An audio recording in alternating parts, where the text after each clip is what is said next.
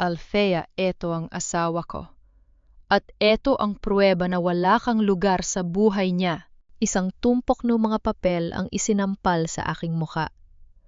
Hindi ito masakit sa balat, pero ang bawat pahina ay tila humihiwa sa aking pagkatao. Nalaglag ang mga dokumento. Sa lupang tinitindigan ko ang lupa ng lumang paaralan sa Batangas, nakapuputok lang ng balita na muling itatayo. Sa harap ng aking mga estudyante, sa harap ng mga magulang na nakasaksi sa aking 8 taong paghihintay, at sa harap ng lalaking kakarating lang para sabihing ako pa rin ang mahal niya. Tumingala ako kay Leandro. Ang lalaking suot, ang mamahaling barong ang CEO na tinitingala ng lahat, ay nakatayo sa tabi ng isang babaeng tila galing sa cover ng isang fashion magazine. Monica. Iyon ang pangalang nakasulat sa itaas ng marriage contract na ngayon ay dumidikit na sa putik sa paanan ko. Leandro, ano ito? Halos hindi lumabas ang boses ko. Ang lalamunan ko ay tila tinumbok ng malaking bara. Hindi nakasagot si Leandro. Ang kanyang mga mata na kanina lang ay puno ng pangako at tamis, habang hawak ang aking kamay sa harap ng altar ng simbahan para sa ceremonial blessing ngayon, ay puno ng lito at takot. Ang kanyang mga labi ay nakabukas, pero walang salitang lumalabas. Huwag mo na siyang tanungin, Althea. Muling pait na sabi ni Monica habang nakakaloko ang ngiti. Masyadong naging abala si Leandro sa Manila, kaya siguro nakalimutan niyang sabihin sa'yo na may asawa na siya. O baka naman sadyang ginamit ka lang niya para makuha ang tiwala ng mga tao rito sa probinsya. Narinig ko ang bulungan ng mga kapitbahay. Ang mga marites na kanina lang ay bumabati sa akin ng congratulations, Teacher Althea. Na yon ay nagtatakipan na ng bibig. Totoo ba si Teacher Althea kabit? Akala ko ba dali sa yung pag-ibig nila 8 taon na naghintay yun pala ay maninira lang ng pamilya? Ang bawat salita ay parang latay ng latigo. Tumingin ako sa aking mga estudyante. Ang maliliit na batang tinuruan ko ng tungkol sa katapatan at dangal ay nakatingin sa akin ngayon na may halong pagtataka at takot. Iyon ang pinakamasakit. Ang makitang madumihan ng tingin nila sa akin dahil sa isang kasinungaling ang hindi ko pa mawari kung saan nanggaling. Leandro, magsalita ka. Sigaw ko sa pagkakataong ito ay may kasama ng luhang hindi ko na napigilan. Sabihin mong hindi totoo ito. Sabihin mong hindi mo pinirma ng papel na yan. Humakbang si Leandro palapit sa akin, pero mabilis siyang hinawakan sa braso ni Monica. Althea, makinig ka? Hindi ko maalalang pumirma ako sa kahit anong dokumento ng kasal. Nauutal niyang sabi. Hindi mo maalala. Isang matalim na boses ang pumutol sa usapan. Mula sa itim na sasakyang nakaparada sa gilid ng covered court, bumaba ang isang matandang babae na may aura ng kapangyarihan at yaman. Si Doña Carmen.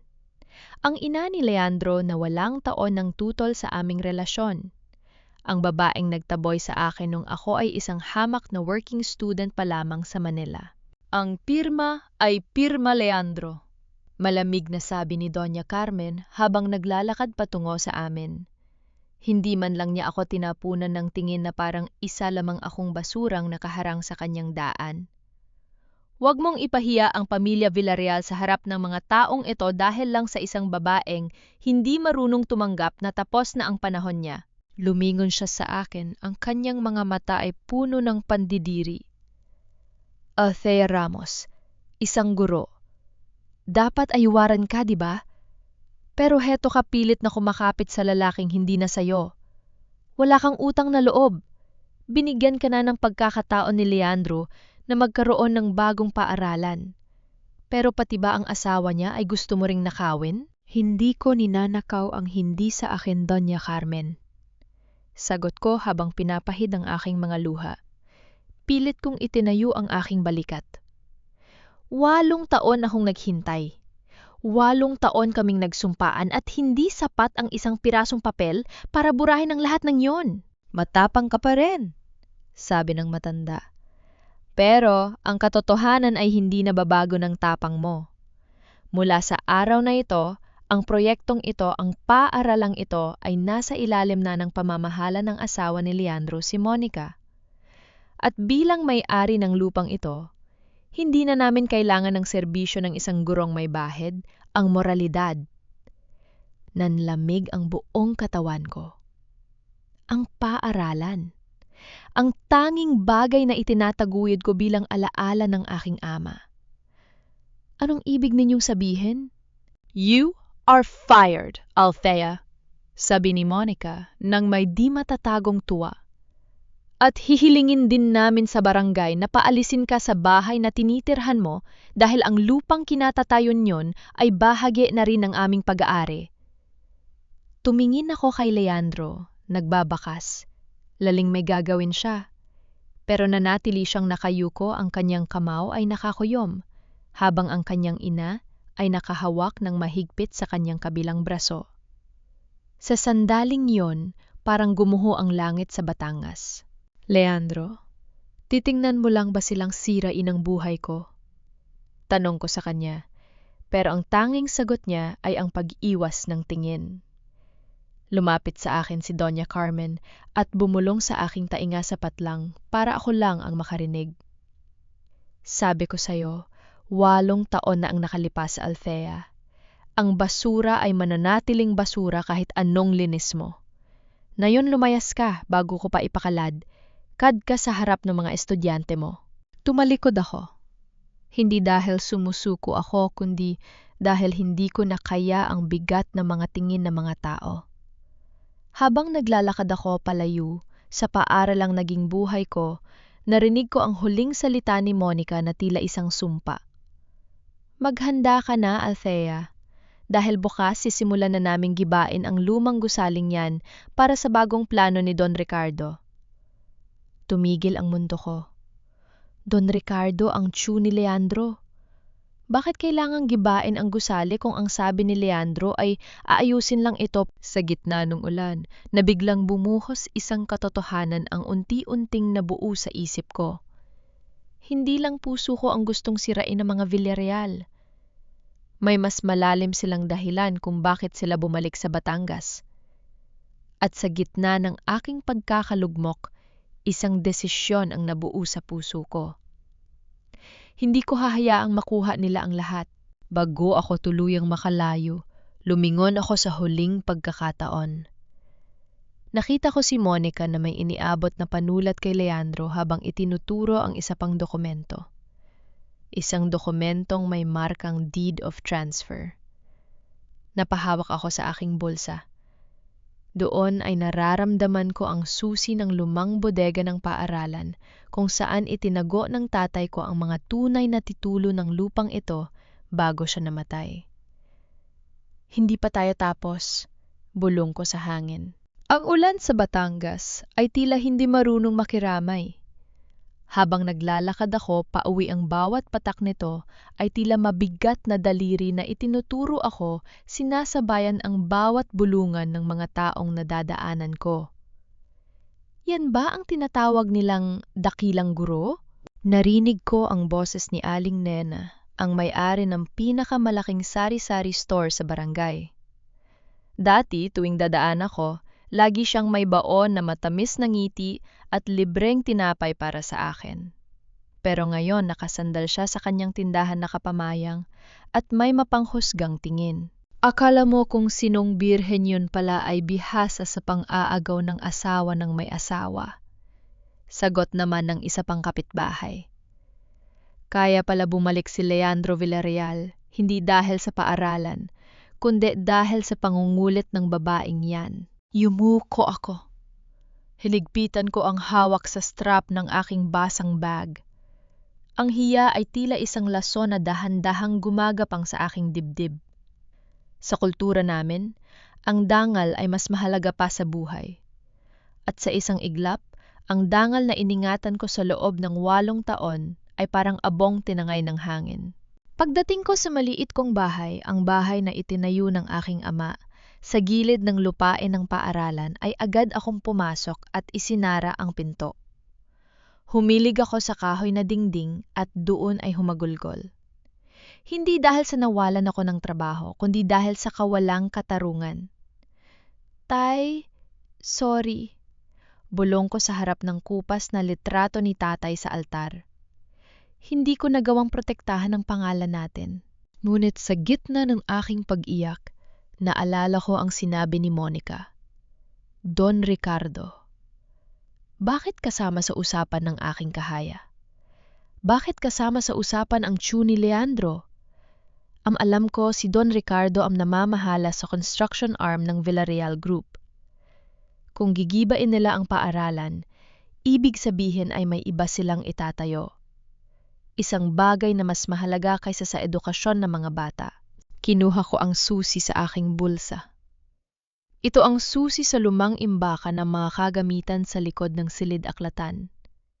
Doon ko itinago ang mga lumang dokumento ni tatay bago siya pumanaw. Si tatay ang dating head teacher dito at alam kong may hawak siyang mga papel na hindi alam ng mga Villarreal. Maya-maya, narinig ko ang tunog ng isang sasakyan sa labas. Mabilis kong pinunasan ang aking mga mata at sumilip sa bintana. Isang itim na SUV. Bumaba si Leandro. Gusto kong tumakbo palabas at yakapin siya tanungin kung bakit niya hinaya ang mangyari yon. Pero bago pa ako makahakbang, nakita ko ang isa pang sasakyang huminto sa likod niya. Bumaba si Don Ricardo. Matalim ang tingin nito kay Leandro at hinawakan siya sa balikat, tila pinipigilan siyang lumapit sa pintuan ko. Nakita ko ang pagtatalo nila. Hindi ko naririnig ang boses pero kitang-kita ko ang galit sa mukha ni Leandro. Gayunpaman, sa huli tumalikod si Leandro at bumalik sa sasakyan. Hindi man lang niya nagawang kumatok, hindi man lang niya nagawang manindigan para sa akin laban sa kanyang tiyu. Doon ko naramdaman ang tunay na lamig. Ang lalaking pinagkatiwalaan ko ng aking puso ay tila isang bilanggo sa sarili niyang pamilya. Kung hindi mo kayang lumaban, Leandro, ako ang lalaban. Determinadong bulong ko. Naghintay ako hanggang sa lumalim ang gabi. Nang masiguro kong tulog na ang barangay at wala nang nagmamasid, kinuha ko ang aking kapot at flashlight. Kailangan kong makapasok sa paaralan. Kailangan kong makuha ang mga dokumento ni tatay bago pa nila simulan ng paggiba sa gusali bukas ng umaga. Laglakad ako sa pamilyar na daan patungo sa paaralan. Ang bawat puno at bawat bato ay kabisado ko na. Pero nang makarating ako sa harap ng malaking gate, napatigil ako. Ang gate na dati ay laging bukas para sa lahat. Ngayon ay may bago at makapal na kadena. Isang malaking padlock ang nakakandado rito at may nakapaskil na malaking karato, la property of Villarreal Group of Companies, no trespassing. Hindi lang yon. May dalawang lalaking nakasuot ng uniforme ng security guard ang nagbabantay sa loob, may hawak na malalaking flashlight at baril sa baywang. Nagtago ako sa likod ng isang malaking puno ng mangga. Kumaba ng malakas ang dibdib ko. Hindi ito normal para sa isang simpleng renovation project. Bakit kailangang armasan ang mga gwardiya sa isang paaralan sa probinsya? Sinasabi ko sa iyo, pare, kailangang malinis ito bago mag-Lunes, narinig kong sabi ng isang gwardiya habang dumadaan sa harap ng gate. Ayaw ni Don Ricardo na may makakita sa mga marking sa likod ng silid-aklatan. Bakit? Ano? Pang meron doon? Tanong ng isa pa. Basta, ang utos ay utos. Kapag may pumasok na taga-barangay, lalo na yung gurong pakialamera, huwag kayong mag-atubiling, gamitin ang dahas. Napahawak ako sa aking bibig para hindi makagawa ng tunog. Ang gurong pakialamera. Ako ang tinutukoy nila. Nanginginig ang aking mga kamay habang hawak ang susi sa loob ng bulsa. Hindi lang pala ang danggal ko ang nakataya rito. May itinatagong krimen ang mga Villarreal sa ilalim ng lupang kinatatayuan ng paaralan. Sa isang iglap, nakita ko ang isang liwanag mula sa flashlight na tumama sa direksyon ko. Oy! Sino yan? Sigaw ng gwardiya. Mabilis akong tumakbo pabalik sa kadiliman, hindi pinapansin ang mga sanga na sumasabit sa aking buhok. Nang makalayo ako, huminto ako sa pagtakbo at humingal. Nakalak ang gate, may mga gwardiya, at bukas ng umaga darating ang mga bulldozer. Kung hindi ako makakapasok doon sa loob ng ilang oras, ang tanging ebidensyang makakapagligtas sa paaralan at sa danggal ko ay tuluyan ng magiging abo. Sa sandaling iyon, isang ideya ang pumasok sa isip ko. May isang daan pa, isang lumang lagusan sa ilalim ng entablado na tanging kaming dalawa lang ni tatay ang nakakaalam. Pero bago ko pamagra ang susunod na hakbang, tumunog ang cellphone ko sa loob ng bulsa. Isang unknown number. Sinagot ko ito ng may kaba. Althea? Isang boses ng babae ang nasa kabilang linya. Malungkot pero seryoso. Si Monica ito. Huwag kang pumasok sa paaralan ngayong gabi. Pinaplano nilang tapusin ka. Nabitawan ko ang aking flashlight. Pinaplano nilang tapusin ka. Ang mga salitang iyon ni Monica ay yumanig sa aking buong pagkatao. Napasandal ako sa puno, hinahabol ang aking hininga. Monica, bakit mo ito sinasabi sa akin? Ikaw ang asawa niya, ikaw ang kumuha ng trabaho ko. Hindi lahat ng nakikita mo ay totoo, Althea. Mahina at mabilis ang kanyang boses, tila may kinatatakutan siyang makinig. Gusto lang ni Don Ricardo na makuha ang lupa, at si Doña Carmen? Gagawin niya ang lahat para hindi kayo magkatuluyan ni Leandro.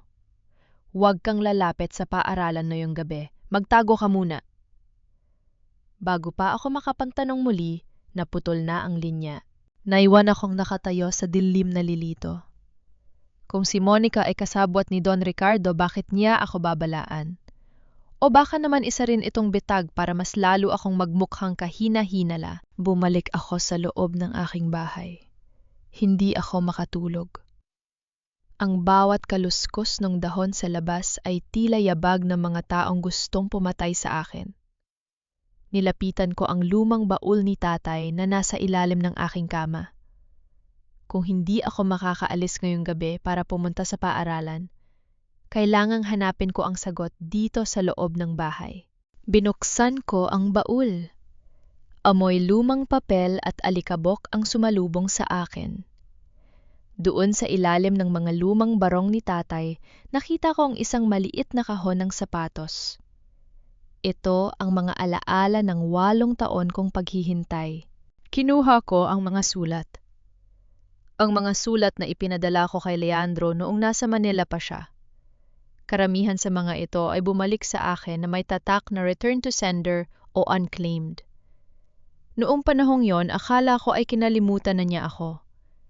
Akala ko ay masyado na siyang naging abala sa kanyang marangyang buhay, kaya hindi na niya binabasa ang mga sulat ng isang probinsyan ng katulad ko.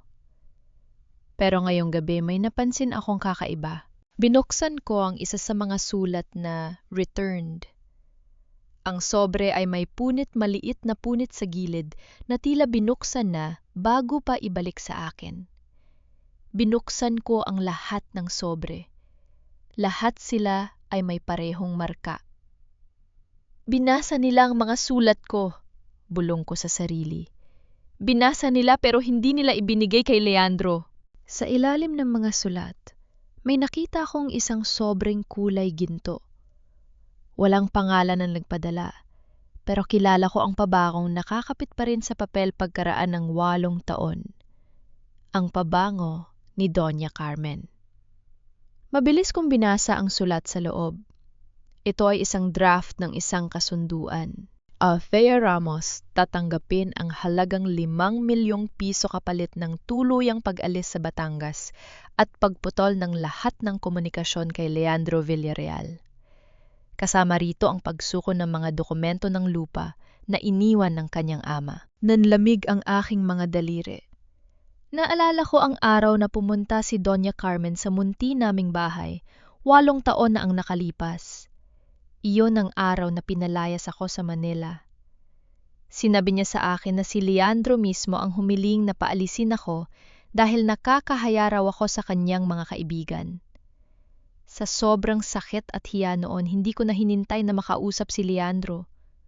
Umalis ako. Akala ko ay yon ang totoo. Pero eto ang ebidensya. Hindi ako tinanggihan ni Leandro. Pinlano ni Doña Carmen na bilhin ang aking pagkatao at ang lupang kinatatayuan ng aming paaralan noon pa man. May isa pang papel sa loob ng gintong sobre. Isang kopya ng liham na natanggap ko 8 taon na ang nakalipas, ang liham na nagtapos sa aming relasyon. Althea, kalimutan mo na ako. Iba na ang mundo ko ngayon. Hindi tayo bagay. Siniyasat ko ang pirma sa ilalim ng liham na iyon. Ikinumpara ko ito sa pirma ni Leandro sa lumang yearbook namin. Magkahawig pero may isang maliit na detalye na tanging ako lang ang nakakaalam. Si Leandro tuwing pumipirma ay laging naglalagay ng maliit na tuldok sa dulo ng titik O. Sa liham na ito, wala ang tuldok na yon. Peking sulat, nanginig ang aking boses sa galit. 8 taon akong nabuhay sa kasinungalingan dahil sa inyo. Ang sakit na naramdaman ko kaninang umaga sa harap ng paaralan ay napalitan ng isang nagbabagang galit. 8 taon ng aking buhay ang ninakaw nila. 8 taon akong nagdusa sa akalang iniwan ako ng taong mahal ko habang sila ay nagpapakasasa sa yaman at kapangyarihan. Biglang may kumatok sa aking pinto. Mahina lang pero sapat para tumalon ang puso ko sa kaba. Althea! Althea! Nandiyan ka ba?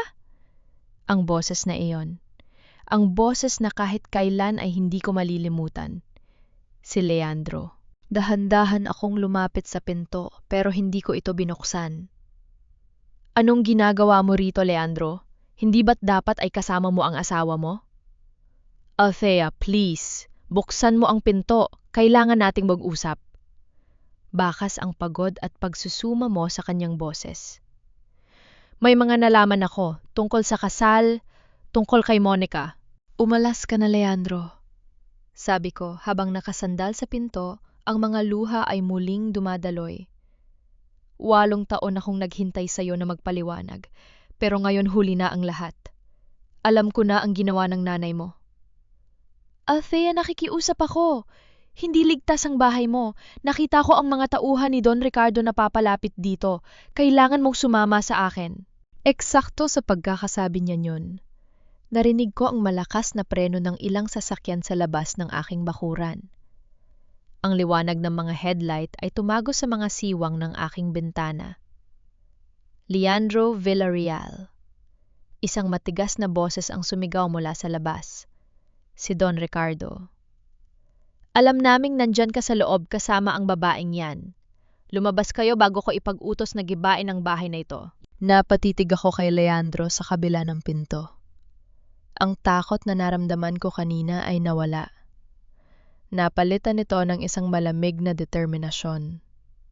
Hinawakan ko ang gintong sobre at ang mga sulat ni tatay. Kung gusto ninyo ng gyera, ibibigay ko sa inyo, bulong ko. Binuksan ko ang pinto, tumambad sa akin ang mukha ni Leandro na puno ng pag-aalala. At sa likod niya ang hukbo ng mga tauhan ni Don Ricardo na may hawak na mga gamit sa paggiba. Sa gitna ng ulan, itinaas ko ang gintong sobre. Don Ricardo, Doña Carmen. Sigaw ko sa tapat ng kanilang mga sasakyan. Bago ninyo gibain ang bahay na ito, baka gusto ninyong basahin ang kasunduang ito na may pirma ng inyong pamilya.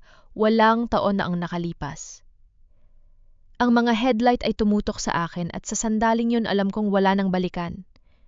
Isang nakatutulig na tawa ang sumabog mula sa direksyon ni Don Ricardo.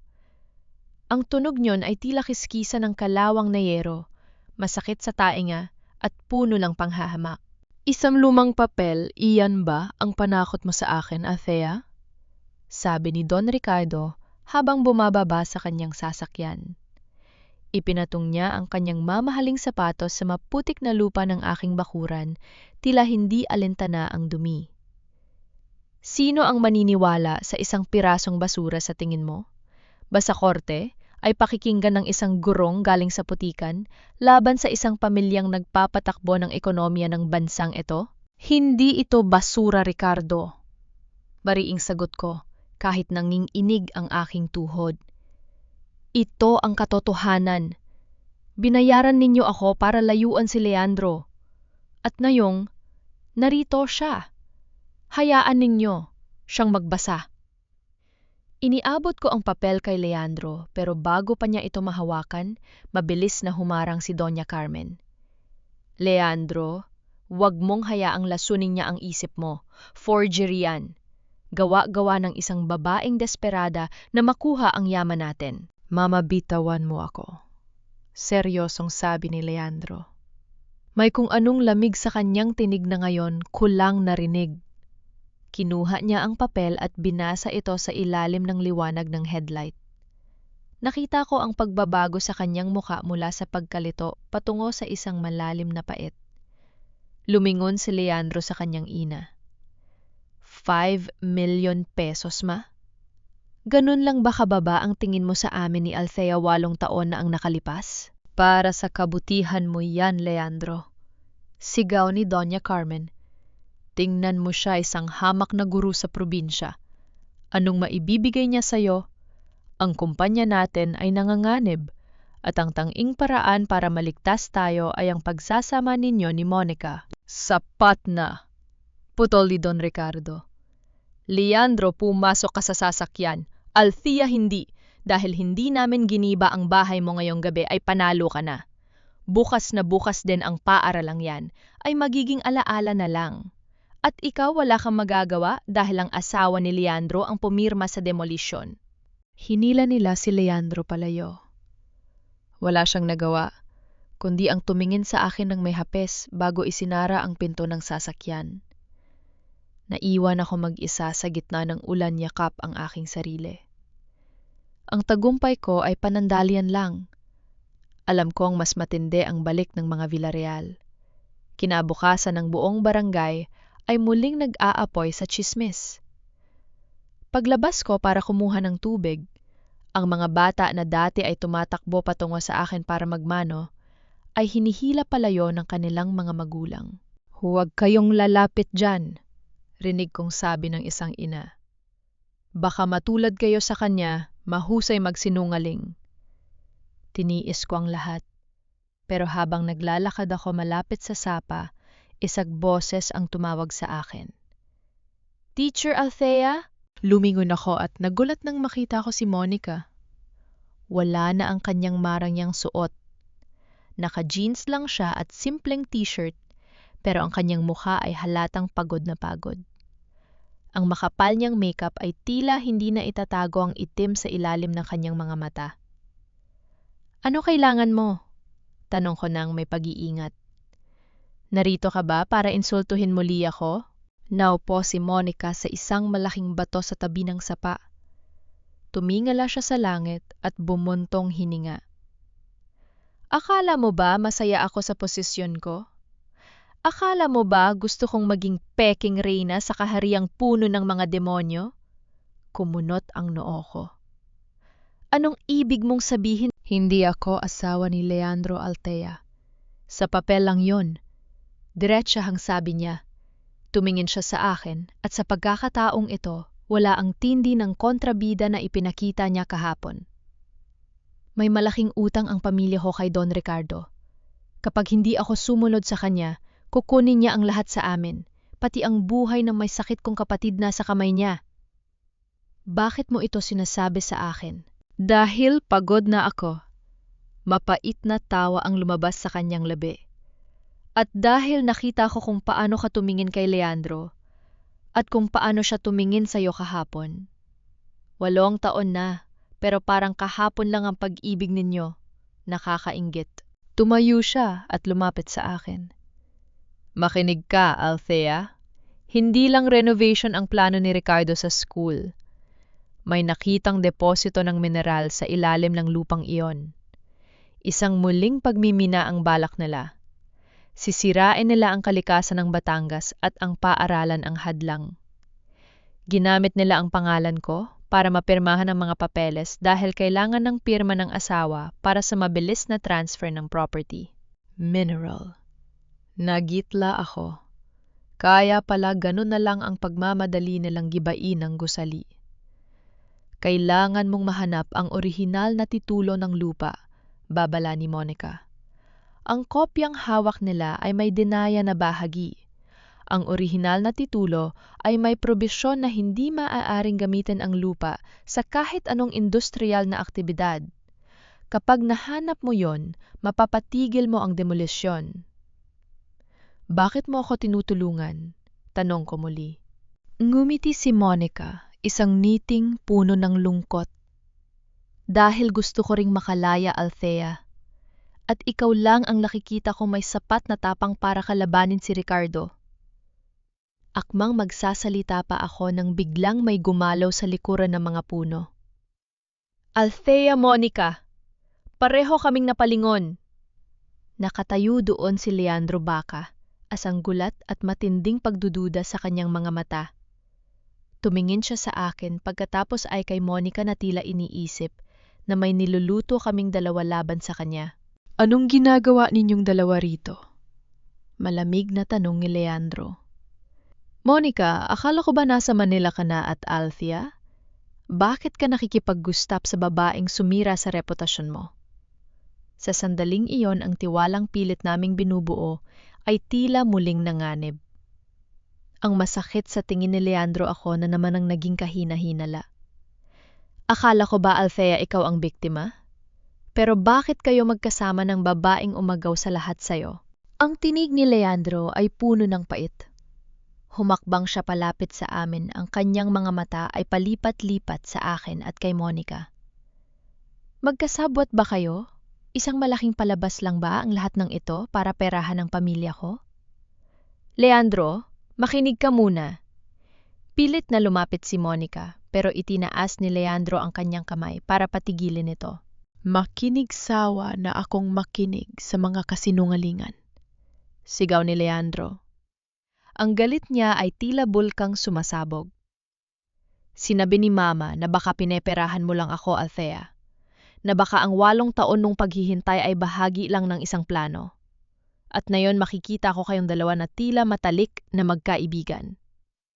Naramdaman ko ang hapdi sa aking dibdib. Ang tiwala na dapat ay pundasyon ng aming pag-ibig ay tila gawa sa buhangin na tinatangay ng agos ng sapa. Leandro, tingnan mo ako. Sabi ko habang pilit na pinatatatag ang aking boses. Sa tingin mo ba titiisin ko ang lahat ng pangungutya ng barangay para lang sa pera? Sa tingin mo ba hahayaan kong madumihan ang pangalan ng tatay ko para lang sa isang plano? Pero bakit kayo magkasama? Tanong niya, sa pagkakataong ito ay may halong hapes sa boses. Dahil siya lang ang nagsasabi ng totoo, sigaw ni Monica. Leandro, gising ang tsumo si Don Ricardo. Ginagamit niya tayo. Ginamit niya ang utang ng pamilya ko para pilitin akong magpanggap na asawa mo. Ginamit niya ang pagmamahal ni Doña Carmen sa'yo para sirain si Althea. Napatitig si Leandro kay Monica. Anong sinasabi mo? Ang kasal natin! Fake yun, Leandro! Ang pirma mo sa dokumento, kinuha nila yun mula sa makalumang kontrata na pinirmahan mo nung lasing ka sa isang party sa Manila. Kinopya nila yon. Pag-amin ni Monica habang umiiyak. At si Althea, hindi siya umalis dahil gusto niya. Pinilit siya ng nanay mo. Kinuha ko ang pagkakataong yon para ilabas ang liham na may peking pirma ni Leandro. Eto, Leandro. Eto ang sulat na natanggap ko 8 taon na ang nakalipas. Sabi mo rito kalimutan na kita. Pero tingnan mo ang pirma. Wala ang tuldok sa dulo ng titik O. Alam nating dalawa na hindi ikaw ang pumirma nito. Kinuha ni Leandro ang liham. Ang kanyang mga kamay ay nanginginig habang hinahaplos ang papel. Ang katotohanan ay tila isang malamig na tubig na gumising sa kanyang diwa. 8 taon. 8 taon tayong pinaglaruan ng sarili kong pamilya. Napaluhod si Leandro sa damuhan. Ang kumpas ng kanyang balikat ay nagpapakita ng matinding pagsisisi. Althea, patawarin mo ako. Masyado akong naging bulag. Akala ko ay pinoprotektahan ko ang danggal ng pamilya natin pero ako pala ang sumisira sa danggal mo. Lumapit ako sa kanya at hinawakan ang kanyang balikat. Sa gitna ng sakit, naramdaman ko ang muling pag-uugnay ng aming mga puso. Ngunit ang sandaling yun ay panandalian lamang. Mula sa kalsada sa itaas, dangsapa narinig namin ang tunog ng isang sirena at ang malakas na busina ng isang malaking truck. Nagkatinginan kaming tatlo. Nandyan na sila! Bulong ni Monica, ang kanyang mukha ay biglang namutla. Ang mga bulldozer ni Don Ricardo. Mabilis kaming tumakbo patungo sa paaralan. Doon tumambad sa amin ang isang nakakapanlumong tanawin. Ang mga bulldozer ay nakapila na sa harap ng lumang gate. Ang mga gwardiya ay nakahanay hinarangan ang kahit sinong gustong lumapit. Lumabas si Don Ricardo mula sa kanyang sasakyan, may hawak na megaphone. Simula na ang demolition. Gibain ang bawat pader ng paaralang ito. Hinto! Sigaw ni Leandro habang tumatakbo kami patungo sa harap ng gate. Ricardo, itigil mo ito! Alam ko na ang lahat fake. Ang kasal at fake ang karapatan ninyo sa lupang ito. Tumingin si Don Ricardo sa amin, ang kanyang mukha ay walang bakas ng gulat. Sa halip, numiti siya ng may kasamaan. Huli na ang lahat, Leandro. Hawak ko ang deed of transfer na pinirmahan ni Monica bilang asawa mo. Legal ang lahat ng ito sa mata ng batas. Hindi legal yon dahil hindi ako ang asawa niya. Sigaw ni Monica. Sa papel, ikaw ang asawa niya. Malamig na sabi ni Ricardo. At sa kumpanya, ako ang boss. Leandro, kung gusto mong manatiling tagapagmana ng Villarreal Group, pumasok ka sa sasakyan at manahimik.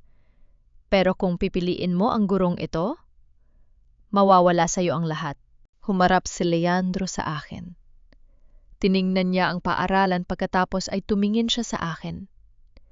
Nakita ko ang bigat ng desisyon sa kanyang mga mata. Ang yaman at kapangyarihan ng kanyang pamilya laban sa isang koyong ngeo at isang lumang gusali. Althea, bulong niya. Hinawakan ko ng mahigpit ang kanyang kamay. Leandro, ang paaralang ito ay hindi lang gusali. Ito ang kinabukasan ng mga bata. At ito ang tanging alaala ng tatay ko. Huminga ng malalim si Leandro. Binitawan niya ang aking kamay at humarap kay Don Ricardo. Kung ang kapalit ng yaman ng mga Villarreal ay ang pagiging demonyo na katulad mo, Ricardo, isaksak mo sa baga mo ang pera mo. Sigaw ni Leandro. Humarap siya sa mga bulldozer. Subukan ninyong ituloy ito at kailangan ninyo muna akong sagasaan. Tumabi ako kay Leandro. Sumunod din si Monica. Tatlo kaming nakatayo sa harap ng malaking makina humahamon sa kapangyarihan ng mga Villarreal. Ngunit si Don Ricardo ay hindi natakot. Itinaas niya ang kanyang kamay at nagbigay ng huling babala. Masyado kayong madrama. Sige, kung yan ang gusto ninyo, mga aso, ituloy ang plano. Kung ayaw nilang umalis, ibaon ninyo sila kasama ng mga pader na yan. Ang makina ng bulldozer ay umugong ng malakas. Ang maitim na usok ay bumalot sa amin. Ang higanteng bakal na pala ay nagsimulang gumalaw patungo sa aming kinalalagyan. Cliffhanger. Sa gitna ng pang-ane, biglang tumakbo ang isa sa aking mga estudyante, si Lito, at pumuwesto sa harap namin habang yakap ang kanyang lumang notebook. Ang bulldozer ay hindi humihinto. Ang tili ng bakal laban sa semento ay bumasag sa katahimikan ng buong barangay. Ramdam ko ang panginginig ng lupa sa ilalim ng aking mga paa, habang ang dambuhalang pala ng bulldozer ay ilang pulgada na lamang ang layo mula sa amin. Ngunit hindi ang takot para sa sarili kong buhay ang nagpatigil sa paghinga ko, kundi ang maliit na batang nasa harapan ko. Lito, umalis ka dyan? Sigaw ko, ang boses ko ay halos mapatid sa sobrang takot. Nakatayo si Lito, ang paborito kong estudyan, ting-ulila na sa ama, yakap-yakap ang kanyang kupas na notebook. Ang kanyang maliliit na binti ay nanginginig, pero ang kanyang mga mata ay diretso sa driver ng bulldozer. Huwag niyong sirain ang school namin. Buong tapang na sigaw ng bata. Dito kami natututong magbasa. Dito kami tinuturuan ni Teacher Althea na maging mabuting tao. Isang nakabibing tunog ng preno ang umalingaw-ngaw. Tumigil ang bulldozer. Ang driver, isang lalaking taga-roon din sa amin, ay namumutla at nanginginig ang mga kamay na binitawan ng manibela. Hindi niya kayang sagasaan ang isang bata. Hindi niya kayang sirain ang kinabukasan ng sarili niyang bayan. Anong ginagawa mo? Ituloy mo ang pag-abante? Sigaw ni Don Ricardo mula sa likuran, ang kanyang mukha ay pulang-pula sa galit. Hindi ko kaya, Don Ricardo, sagot ng driver. Bata na ang kaharap natin. Hindi ako mamamatay tao. Biglang nagbago ang ihip ng hangin. Ang mga magulang at kapitbahay na kanina lang ay tahimik na nanonood at nanghuhusga ay nagsimulang magbulungan. Ang makitang itaya ng isang maliit na bata ang kanyang buhay para sa paaralan ay tila isang malakas na sampal sa kanilang lahat. Oo nga naman, bakit kailangang dumanak ang dugo para sa lupang yan? Sigaw ni Aling Nena, ang kaninang nangungguna sa pangungutya sa akin. Ricardo, mahiya ka naman, pati bata, idadamay mo sa kasakiman mo? Isa-isang lumabas ang mga tao mula sa kanilang mga tinitirhan. Ang mga marites ng barangay ay naging mga nanay na handang protektahan ang kanilang mga anak. Bumuo sila ng isang pader ng mga tao sa paligid namin ni Leandro. Doon ko nakita ang takot sa mga mata ni Don Ricardo. Alam niyang hindi niya kayang labanan ng buong barangay. Umalis na kayo rito. Sigaw ng barangay captain na kakarating lang. Itigil ang demolition. Hanggang hindi na patutunayan ang legalidad ng mga papel ninyo, hindi kami papayag na magkagulo sa Batangas. Padabog na pumasok si Don Ricardo sa kanyang sasakyan. Pero bago siya umalis, binigyan niya kami ng isang mapanirang tingin. Hindi pa tayo tapos. Mapapasa akin ang lupang ito kahit anong mangyari. Nang makaalis ang mga Villarreal, unti-unting humupa ang tensyon. Nilapitan ko si Lito at niyakap siya ng mahigpit. Salamat, Lito. Pero huwag mo nang uulitin yun ha, napakadelikado. Numiti ang bata, isang ngiting tila naghilom sa lahat ng sugat ng puso ko ngayong araw. Para sa inyo po yung Teacher Althea. Naniniwala po kami sa inyo. Dinala ko ang mga bata sa ilalim ng isang malaking puno ng mangga sa gilid ng paaralan. Kahit sarado ang mga silid-aralan, hindi tumitigil ang pagkatuto. Doon sa lilim ng mga dahon, naupo kami sa damuhan. Lumapit sa akin ang ilang mga magulang. Nakayuko sila, hindi makatingin ng diretso sa akin. Teacher Althea, patawarin mo kami, sabi ni Aling Nena habang may bitbit na supot ng mainit na tinapay at kape. Naniwala kami sa mga sabi-sabi. Masyado kaming naging mapanghusga. Pero nang makita namin kung paano mo hinarap ang bulldozer, alam naming ikaw ang tunay na nagmamahal sa bayan namin. Tinanggap ko ang tinapay. Iyon ang pinakamasarap na pagkaing natikman ko sa buong buhay ko. Hindi dahil sa lasa, kundi dahil sa pagtanggap. Ang hiya na kanina ay pasan-pasan ko ay unti-unting napalitan ng kapayapaan. Naupo si Leandro sa tabi ko. Kinuha niya ang isa sa mga notebook ng bata at tiningnan ang mga sulat kamay doon. Dito ka pala humuhugot ng lakas, Althea, sa mga batang ito. Sila ang dahilan kung bakit hindi ako pwedeng sumuko, Leandro? Sagot ko. Ang paaralang, ito ang tanging pag-asa nila para makaalis sa kahirapan. Hindi ko hahayaang maging minahan lang ito ng pera para sa pamilya mo. Hinawakan ni Leandro ang kamay ko. Sa pagkakataong ito, hindi ko na naramdaman ang bigat ng nakaraan. Tutulungan kita, Althea. Kahit itakwil pa ako ng pamilya ko, itatama ko ang lahat ng pagkakamali nila. Sa gitna na ng aming pag-uusap, lumapit si Monica. Mukha siyang balisa. Althea Leandro, kailangan ninyong malaman. Hindi lang demolisyon ang balak ni Ricardo bukas. May narinig akong usapan sa telepon. May mga darating na surveyors mula sa gobyerno at may dalang mga peking dokumento na nagsasabing ang lupang ito ay abandoned at government property na. Anong ibig mo sabihin? Tanong ni Leandro. Ibig sabihin kahit manalo tayo sa barangay, kukunin nila ang lupa sa legal na paraan ng gobyerno. Paliwanag ni Monica. Kailangan nating mahanap ang orihinal na titulo na itinago ng tatay mo, Althea. Ngayong gabi na. Tiningnan ko ang lumang gusali ng paaralan. Ang araw ay unti-unti nang lumulubog, nagbibigay ng mahahabang anino sa paligid. Alam ko ang katahimikang ito ay panandalian lamang. Ang gabi ay magdadala ng mas matinding panganib. Nasa loob yun ng silid-aklatan, bulong ko. Sa ilalim ng sahig na kawayan. Ngunit habang tinitingnan namin ang paaralan, napansin namin ang isang usok na nanggagaling sa likurang bahagi ng gusali. Hindi ito usok mula sa pagsisiga. Ito ay maitim makapal at mabilis na kumakalat. Sulog! Sigaw ng isang bata. Ang lumang paaralan ng aming tanging pag-asa ay nagsisimula ng lamunin ng apoy. Sulog! Ang paaralan na susunog! Ang sigaw na iyon ay tila isang malakas na kulog na yumanig sa buong Batangas. Ang maitim na usok ay mabilis na lumalamon sa kulay rosas na langit ng dapit hapon. Ang amoy ng nagbabagang kahoy at lumang papel ay agad na humalo sa sariwang hangin ng probinsya.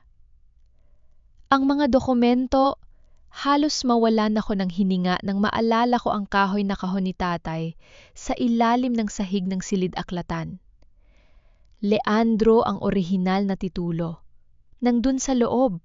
Akmang tatakbo, ako patungo sa naglalagablab na gusali nang pigilan ako ni Leandro. Althea, huwag masyado ng delikado, ang laki na ng apoy. Hindi pwedeng mawala yun, Leandro. Kapag nasunog ang mga papel na yon, wala na tayong ebidensya magtatagumpay si Ricardo. Pilit kong kumakawala sa kanyang pagkakahawak. Ang bawat pader na nagigiba ng apoy ay tila bahagi ng aking puso na dinudurog. Dito ka lang, ako ang kukuha. Sigaw ni Leandro. Bago ko pa siya mapigilan, kinuha niya ang kanyang jacket, binasa ito sa balde ng tubig na bit-bit ng isang magsasaka at mabilis na lumusong sa makapal na usok. Leandro, wag! Sigaw ko pero huli na ang lahat. Nilamon na siya nung naglalagablab na pintuan ng silid-aklatan. Sa labas, nagsimula ang bayanihan. Ang mga lalaki ng barangay ay nagpasa-pasa ng mga balde ng tubig mula sa balon. Ang mga kababaihan ay nagdarasa sa tapat ng krus. Pero ang apoy ay tila may sariling dambuhalang buhay, mabilis at malupit. Napansin ko ang mga security guard ni Don Ricardo. Nakatayo lang sila sa malayo nanonood at may mga mapang-uyam na ngiti. Doon ako nakasiguro. Hindi ito aksidente. Ito ang huling barahan ni Ricardo para burahin ang lahat ng hadlang sa kanyang plano. Lumipas ang 5 minuto na tila 5 taon sa aking pakiramdam. Ang bubong ng silid-aklatan ay nagsisimula ng bumagsak. Leandro? Sigaw ko muli, ang mga luha ko ay natutuyo sa tindi ng init. Biglang isang anino ang lumabas mula sa gumigibang gusali. Duguan ng kanyang braso at puno ng uling ang mukha, pero yakap-yakap ni Leandro ang isang maliit na kahoy na kahon. Paglabas niya, kasabay nito ang malakas na pagbagsak ng pangunahing post ng silid-aklatan. Leandro? Tumakbo ako sa kanya at sinalubong siya. Napaluhod siya sa damuhan hinihingal, pero iniabot niya sa akin ang kahon ng may kasamang niti sa gitna ng hapdi. Nakuha ko, Althea, Ligtas ang titulo. Bulong niya bago siya tuluyang nawala ng malay. Dinala namin si Leandro sa ilalim ng puno.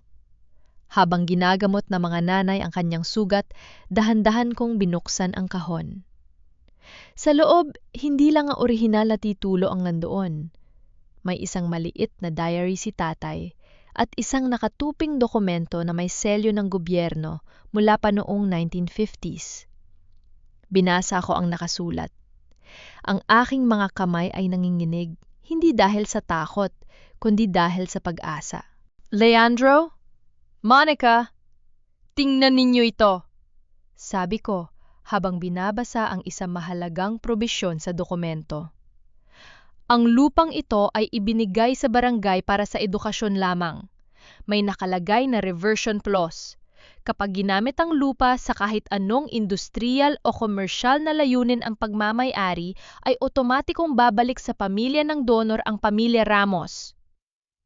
Ibig sabihin, panigurado ni Monica, ibig sabihin hindi pwedeng minahan ang lupang ito, sabi ko nang may matinding paninindigan. At ang kumpanya ni Ricardo ay walang karapatang hawakan ito dahil ang deed of transfer na ginawa nila ay labag sa orihinal na kasunduan ng lupa. Ang apoy ay unti-unti nang naapula ng mga bumbero, pero ang paaralan ay isa ng abo at uling.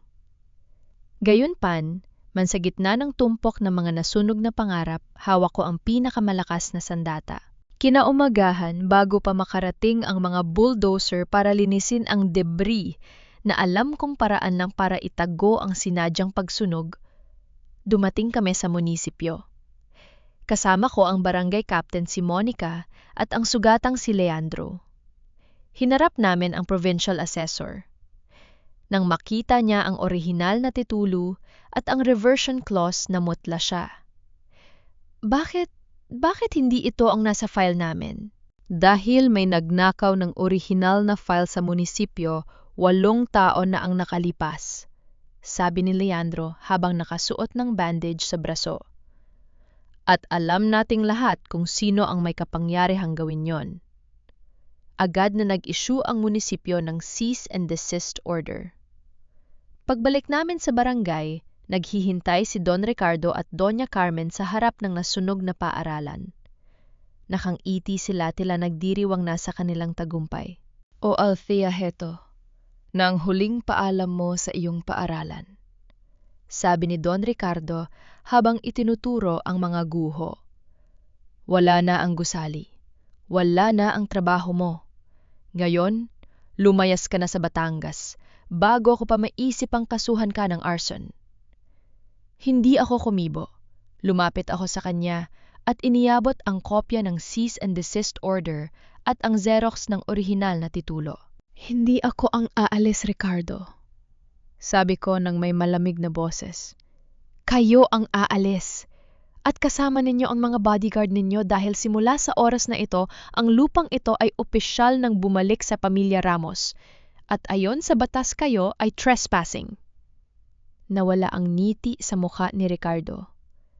Nang mabasa niya ang dokumento, tila nabali ang kanyang tuhod.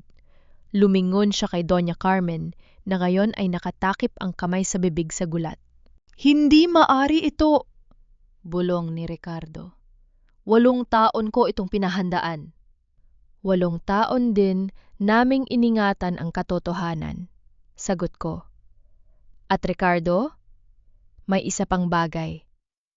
Ang mga gwardiya mo, may isa sa kanila. Ang nakuhanan ng video ng aking estudyante habang nagsisindi ng apoy kagabi. Hinihintay na kayo ng mga pulis sa dulo ng kalsada. Cliffhanger. Habang paparating ang mga pulis, biglang lumapit si Doña Carmen kay Althea at may ibinulong na nagpabago sa lahat. Althea, hindi lang lupa ang dahilan kung bakit kita pinapalayo. May kinalaman ng tatay mo sa pagkamatay ng asawa ko. May kinalaman ng tatay mo sa pagkamatay ng asawa ko. Ang mga salitang iyon ni Doña Carmen ay tila isang sumpa na lumutang sa hangin, mas masakit pa kaysa sa init ng apoy kagabi. Napabitaw ako sa hawak kong titulo. Tumingin ako kay Leandro at nakita ko ang panlalamig ng kanyang mukha. Ang kanyang mga mata na kanina lang ay puno ng paghanga sa akin, ngayon ay nabalot ng matinding pagdududa at pait. Anong sinasabi ninyo? Tanong ni Leandro, ang boses niya ay nanginginig. Ang tatay ni Althea, si Mang Tomas. Siya ang foreman sa site nung mamatay ang papa mo sa aksidente sa konstruksyon, 8 taon na ang nakalipas. Paliwanag ni Doña Carmen, ang mga luha niya ay tila totoo sa pagkakataong ito. Siya ang huling nakasama ng papa mo. Ayon sa report ni Ricardo, may pagkukulang sa seguridad na pinabayaan ng tatay niya. Kaya kita pinapalayo sa kanya, Leandro, dahil ang bawat tingin ko sa babaeng niya naalala, ang dugong dumanak sa pamilya natin. Napatitig ako kay Doña Carmen. Hindi totoo yan, kilala ko. Ang tatay ko, napakaingat niya at mahal niya ang trabaho niya. Hindi niya magagawang pumatay ng tao. Pero namatay ang asawa ko, Althea. Sigaw ni Doña Carmen. At pagkatapos niyon, bigla na lang nagkaroon ng pera ang tatay mo para ipagawa ang paaralang ito. Saan galing ang pera, ha? Bayad katahimikan yon mula sa mga supplier na nagbigay ng palpak na semento. Humarap ako kay Leandro. Leandro, huwag kang maniwala sa kanila. Alam nating lahat kung paano sila magmanipula ng katotohanan. Ngunit hindi sumagot si Leandro. Marahan niyang binitawan ang kamay ko. Ang distansyang namuo sa pagitan namin sa loob ng ilang segundo ay tila mas malawak pa kaysa sa walang tao naming pagkawalay. Kailangan ko munang mag-isip, Althea. Bulong niya. Sumama siya sa kanyang ina patungo sa sasakyan, iwan akong nakatayo sa gitna ng abo ng aking paaralan. Umuwi ako sa bahay na tila isang bangkay na naglalakad. Ang bawat sulok ng aming munting tahanan ay manpapaalala sa akin kay tatay. Naalala ko ang kanyang mga kamay na magaspang dahil sa paggawa ang kanyang pagod na ngiti tuwing uwi siya galing sa site. Hindi siya mamamatay tao. Hindi siya magnanakaw.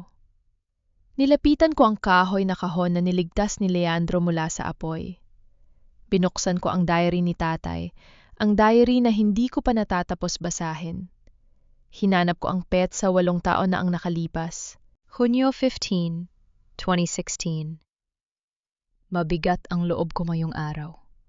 Pinipilit ako ni Don Ricardo na pirmahan ang delivery ng substandard na bakal para sa bagong tulay. Sabi ko delikado ito sa mga tao. Sabi niya, kung ayaw ko mawawalan ako ng trabaho at hindi ko mapapaaral si Althea sa Manila, Panginoon gabayan ninyo ako. Hunyo 20, 2016. Nakausap ko si Don Roberto, ang tatay ni Leandro. Mukhang wala siyang alam sa ginagawa ni Ricardo. Balak ko siyang kausapin bukas sa site para isuplong ang mga ginagawa ng kapatid niya. Sana ay makinig siya. Hunyo 21, 2016. Ang huling pahina bago ang aksidente, narito ako sa site hinihintay si Don Roberto. Pero bakit si Ricardo ang dumating may kasama siyang mga tauhan na hindi ko kilala? Parang may mali. Kung may mangyari sa akin, sana ay mahanap ni Althea ang folder sa ilalim ng sahig ng bodega. Nanigas ang buong katawan ko. Hindi si tatay ang may kasalanan. Ang tatay ko ay isang saksi. At ang pera na ginamit sa paaralan, hindi yon bayad katahimikan. Naalala ko may insurance policy si tatay na matagal na niyang hinulugan para sa kinabukasan ko. Mabilis kong kinuha ang diary at tumakbo ako patungo sa kuta ng mga Villarreal. Hindi ako pwedeng maghintay. Ang danggal ng tatay ko ang nakataya rito. Pagdating ko sa mansyon, hinarang ako ng mga gwardiya. Pero sa pagkakataong ito, hindi ako nagpatinag. Sabihin ninyo kay Leandro may ebidensya ako. Ang pumatay sa tatay niya ay hindi ang tatay ko, kundi ang sarili niyang kadugo. Lumabas si Leandro mula sa malaking pinto. Magulo ang kanyang buhok at mapula ang mga mata. Lumapit siya sa akin at bago pa siya makapagsalita, isinampal ko sa dibdib niya ang diary ni tatay. Basahin mo yan, Leandro, basahin mo. Ang huling isinulat ng tatay ko bago ninyo siya pinagbintangang pumatay. Ang tatay ko ang nagtangkang magligtas sa tatay mo. Habang binabasa ni Leandro ang diary, lumabas din si Don Ricardo mula sa anino ng pasilyo. May hawak siyang baso ng alak, kalmado, pero bakas ang panganib sa kanyang mga mata. Masyado kang malikot, Althea, sabi ni Ricardo. Akala mo ba sapat na ang isang diary para itumba ako? Walang pirma ang diary na yan. Hearsay lang yan sa korte. Pero ang folder sa bodega, dun may mga pirma mo, Ricardo. Hamon ko sa kanya, kahit hindi ko pa talaga nakikita ang folder na yon. Ang folder na hindi ninyo nahanap, walang tao na ang nakalipas dahil sa ilalim yon ng bodega, nakatago hindi sa silid aklatan. Nakita ko ang paniningkit na mga mata ni Ricardo. Nahulog siya sa bitag ko. Kunin ang babaeng yan, sigaw ni Ricardo sa kanyang mga tauhan. Ngunit bago pa sila makalapit, humarang si Leandro. Itinaas niya ang diary. Huwag ninyong hahawakan si Althea, Ricardo. Sa'yo, galing ang sulat kamay na ito, di ba? Ang mga utos na nakasulat sa mga subcontract na binanggit ni Mang Tomas sa diary. Leandro, huwag kang makialam dito, sigaw ni Ricardo.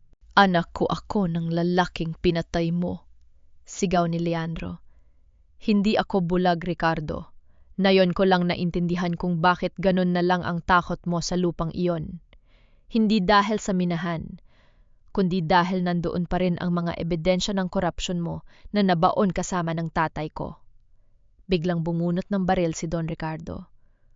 Kung ganun, mukhang kailangang sumunod kayong dalawa sa mga tatay ninyo. Cliffhanger. Isang putok ng baril ang umalingaw-ngaw sa loob ng mansyon. Pero hindi si Althea o si Leandro ang natamaan. Isang babae ang dahan-dahang napaluhod sa pagitan nila, hawak ang kanyang dibdib na puno ng dugo. Monica! Ang sigaw ni Leandro ay yumanig sa loob ng mansyon. Hindi ako makagalaw. Ang aking mga mata ay nakapako sa dahan-dahang pagbagsak ni Monica. Ang kanyang puting blusa ay mabilis na nabahiran ng pulang dugo. Si Monica ang babaeng inakala kong kaaway. Ang babaeng pilit na kumawala sa gapos ni Ricardo ay sinalo ang balang para sa amin. Bakit? Nauutal na tanong ni Leandro habang nilalapitan si Monica at kinakarga ito. Dahil ayoko nang maging kasangkapan. Mahinang sagot ni Monica, ang kanyang boses ay tila hangin na lang. Althea, ang folder, nasa ilalim ng semento sa bodega, sa likod ng pader na may marka ng krus. Monica, huwag kang magsalita, darating na ang ambulansya. Sigaw ko habang pinipigilan ang pag-agos ng dugo sa kanyang dibdib gamit ang aking panyo. Si Don Ricardo ay nakatayo pa rin, nang inginig ang mga kamay na hawak ang baril. Ang kanyang mukha ay hindi na nagpapakita ng kapangyarihan, kundi isang purong kabaliwan. Kasalanan ninyo ito, kayo ang nagtulak sa akin na gawin ito. Sapat na, Ricardo! Isang boses ang umalingaw-ngaw mula sa itaas ng hagdan. Si Doña Carmen. Nakatayo siya roon, maputla at tila tumanda ng 10 taon sa loob ng isagit. Hawak niya ang kanyang cellphone, naka-on ang speaker at may kausap sa kabilang linya. Narinig ng mga pulis ang lahat, Ricardo. Sabi ni Doña Carmen, ang kanyang boses ay puno ng pagsisisi at galit. Narinig nila ang pag-amin mo tungkol sa nangyari kay Roberto. Akala ko ay pinoprotektahan mo ang kumpanya, pero pinoprotektahan mo lang pala ang sarili mong krimen. Bulong ni Leandro. Patawarin mo ako, Leandro. Patawarin mo ako, Althea. Lumuluha na ang matanda. Masyado akong naging bulag sa takot na mawala ang yaman natin. Ginamit ako ni Ricardo para sirain kayo dahil alam niyang kayong dalawa lang ang makakatuklas sa ginawa niya sa tatay ninyo. Narinig namin ang malakas na wangwang ng mga pulis sa labas. Silubukan ni Ricardo na tumakas patungo sa likod ng mansyon, pero hinarangan siya ng mga tauhan ni Leandro ang mga tauhang mas piniling sumunod sa katotohanan kaysa sa pera ng isang mamamatay tao. Huli na ang lahat, Ricardo, sabi ni Leandro habang inilalapag ng maingat si Monica sa mga medic na kakarating lang. Tumayo siya at hinarap ang kanyang tiyu ng may matinding paninindigan. 8 taon mong ibinaon ang katotohanan. Ngayon ang katotohanan naman ang lilibing sayo. Dinala si Ricardo ng mga pulis. Habang kinakaladkad siya palabas, hindi siya tumigil sa pagmumura at pagsigaw. Ngunit walang sinuman sa barangay ang nakinig. Ang mga kapitbahay na kanina ay nagmamasid lang ay nagsimulang sumigaw ng hastisya. Kinabukasan, pumunta kami ni Leandro sa guho ng paaralan. Kasama namin ang ilang mga lalaki mula sa barangay. Bit-bit ang mga martilyo at piko tinungo namin ang lumang bodega na hindi masyadong natupok ng apoy. Hinati namin ang pader na may markang krus gaya ng sinabi ni Monica. Doon sa loob ng isang silyadong plastik na nakabaon sa semento, nahanap namin ang folder. Binuksan ito ni Leandro. Ang laman ay mga orihinal na resibo, mga litrato ng substandard na materyales at ang pinaka-importante, isang sulat na may pirma ni Ricardo na naguutos sa mga tauhan niya na ayusin ang scaffolding sa site kung saan naroon ang tatay ni Leandro at ang tatay ko noong araw na yon. Hindi aksidente ang pagkakamatay nila Althea. Bulong ni Leandro, ang mga luha niya ay pumatak sa dokumento. Pinatay sila dahil ayaw nilang maging bahagi ng korupsyon ni Ricardo. Ang tatay mo, sinubukan niyang iligtas ang tatay ko hanggang sa huling sandali. Niyakap ko si Leandro sa gitna ng mga guho. Ang pait ng 8 taon ay unti-unting natunaw. Ngunit alam naming hindi dito nagtatapos ang lahat. Ang paaralan ay abona. Ang reputasyon ko ay may bahid pa rin sa mata ng ilan. At si Monica ay nasa critical pa ring kondisyon sa ospital. Anong gagawin natin ngayon, Althea? Tanong ni Leandro. Tiningnan ko ang mga bata na nakasilip sa bakod ng paaralan, may bitbit na mga bulaklak at notebook. Tumingin ako sa orihinal na titulo na hawak ko. Magtatayo tayo ng bago, Leandro, sabi ko ng may ngiti. Hindi isang minahan, hindi isang mansyon, kundi isang paaralan na mas matatag kaysa sa kahit anong kasinungalingan. Isang paaralang itatayo natin sa ibabaw ng katotohanan. Biglang lumapit ang barangay captain. Teacher Althea, may sulat para sa inyo, galing sa Department of Education. Binuksan ko ang sulat. Ang aking puso ay tumalon sa tuwa. Dahil sa testimonya ni Monica at sa mga dokumentong lumabas, hindi lang ibinalik ang aking lisensya. Ang paaralan ay idineklara ring isang historical and educational landmark ng probinsya na nangangahulugang makakatanggap ito ng sapat na pondo para sa muling pagtatayo. Ngunit sa gitna ng saya may isang tawag kaming natanggap mula sa ospital. Leandro, si Monica, sabi ng boses sa kabilang linya. Cliffhanger. Nang makarating sila sa ospital, wala na si Monica sa kanyang kwarto. Ang tanging naiwan sa kama ay isang sulat at isang singsing, ang singsing na ibinigay ni Ricardo para sa fake marriage. At sa labas ng ospital, isang misteryosong itim na sasakyan ang mabilis na humaharurot palayo. Dahan-dahang binuksan ni Leandro ang nakatuping papel na iniwan ni Monica sa kama ng ospital.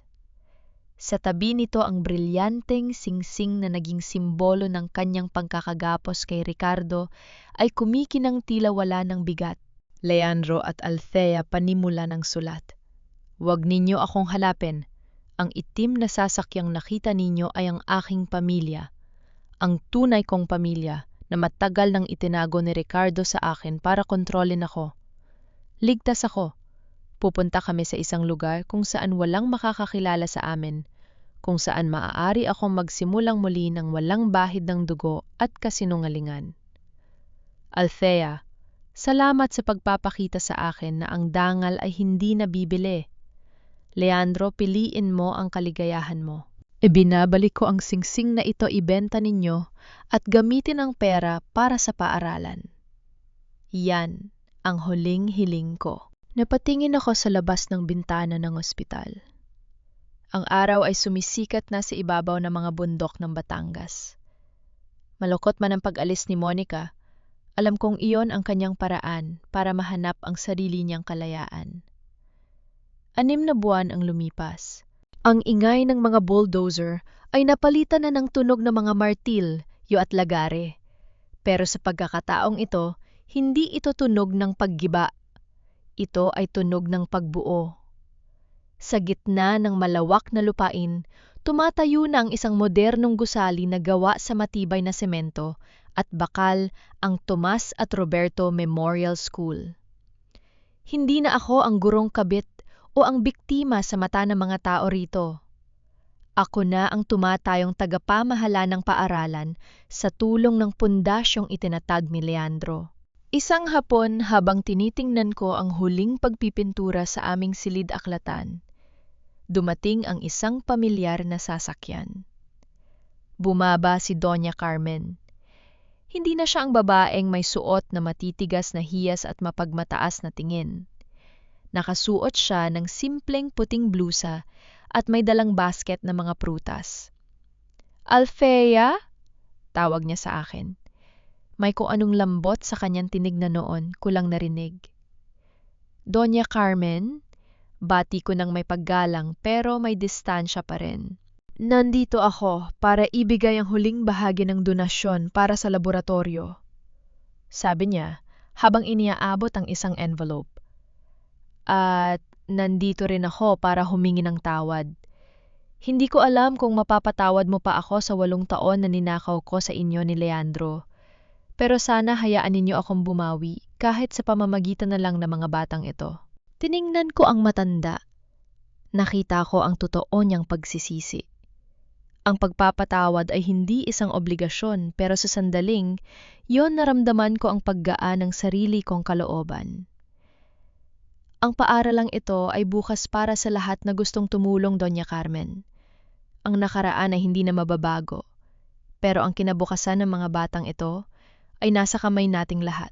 Ngumiti siya ng may kasamang luha at dahan-dahang tumango bago umalis. Alam kong mahaba pa ang proseso ng pag-iilom, pero ito ang unang hakbang. Samantala, si Don Ricardo ay nahatulan ng habambuhay na pagkabilanggo dahil sa arson, attempted murder at graft and corruption. Ang kanyang yaman ay na-freeze ng gobyerno at ang kanyang pangalan ay naging isang babala sa buong bansa laban sa kasakiman. Naramdaman ko ang isang kamay na pumatong sa aking balikat. Si Leandro. "Handa na ang lahat para sa inaugurasyon bukas," sabi niya. Iniwan na niya ang kanyang posisyon bilang CEO sa Manila. Ngayon siya na ang namamahala sa Villarreal Foundation na nakatutok sa mga proyektong pang-edukasyon sa mga probinsya. "Hindi mo ba pinagsisisihan ang iniwan mong buhay sa Manila, Leandro?" Tanong ko habang nakatanaw kami sa dapit hapon. Umiling siya at hinawakan ang aking kamay. "Dun sa Manila, marami akong pera, pero wala akong kapayapaan. Dito kasama mo, kasama ang mga batang ito, pakiramdam ko ay sa wakas, nagagawa ko na ang tama. Pakiramdam ko ay kasama natin ang ating mga tatay na nakangiti dahil naitama natin ang kanilang sinimulan." Humarap ako sa kanya. 8 taon nang lumipas, na puno ng sakit, pagdududa at serya ng mga pagsubok. Pero sa huli, ang katotohanan ang nagbuklod sa amin. Hindi kami nagmadali sa isang marangyang kasal. Ang aming muling pagsasama ay hindi na parang mga bata na puno ng pangarap, kundi parang 2 taong sinubok ng apoy at lumabas na mas matatag. "Alfea," bilong niya habang inilalabas ang isang maliit na kahon. Hindi ito ang singsing ni Monica. Ito ay isang simpleng gintong singsing na may nakaukit na petsa ng aming unang pagkikita. 8 taon tayong naghintay. Ngayon wala na tayong kailangang itago. Wala na tayong kailangang katakutan. Handa ka na bang simulan ng bagong kabanata ng buhay natin? Mumiti ako. Ang mga luha ng kaligayahan ay dahan-dahang dumadaloy. Handa na ako, Leandro.